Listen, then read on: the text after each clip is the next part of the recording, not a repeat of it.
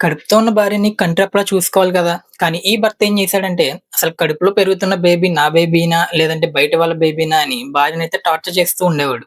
ఇలా పదే పదే టార్చర్ పెట్టడం అండ్ అంతే కాకుండా డీఎన్ఏ టెస్ట్ చేయించు. అప్పుడైతే నేను నిన్ను నమ్ముతా అంటూ ఉండేవాడంట.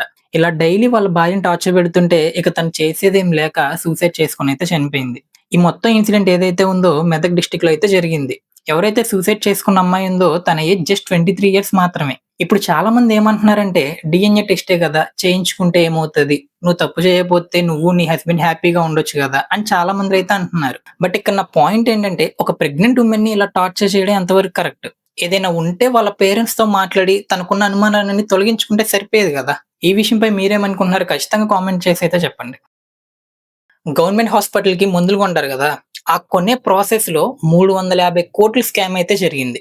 ఇక్కడ కనిపిస్తున్న ఆవిడ పేరు డాక్టర్ వత్సల అగర్వాల్ అన్నమాట. ఈవిడ హెల్త్ సర్వీస్‌కి రిటైర్ అయిన డైరెక్టర్ అన్నమాట.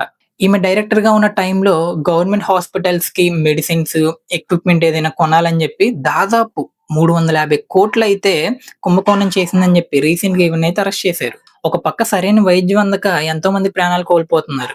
వీళ్ళు మాత్రం ఇలా దోపిడీలు జేస్తున్నారు. మరి మన వ్యవస్థ సరిగ్గా మారాలంటే ఎలాంటి మార్పులు రావాలో కింద కామెంట్‌లో అయితే చెప్పండి. ఎక్కడైనా మర్డర్ జరిగితే జనాలు భయపడతారు ఆ ప్లేస్‌కి వెళ్ళాలంటే. కానీ ఒక చోట మాత్రం ఆ మర్డర్ జరిగిన ప్లేస్‌ని చూడటానికి జనాలైతే ఎగబడుతున్నారు. పూణేలో లోహగఢ్ ఫోర్ట్ అని చెప్పి ఒక ఫేమస్ ప్లేస్ అయితే ఉంది. అక్కడ రీసెంట్‌గా ఒక పెద్ద మర్డర్ కేస్ అయితే జరిగింది. ఆశ్చర్యం ఏంటంటే ఈ కేస్ తర్వాత అక్కడికి వెళ్ళే టూరిజం అనేది 25% అయితే పెరిగిందంట. అంతేకాదు టూరిస్టులు అక్కడికి వెళ్లి ఆ మర్డర్ జరిగిన స్పాట్ గురించి చెప్పమని గైడ్స్‌ని అయితే అడుగుతూ ఉన్నారంట.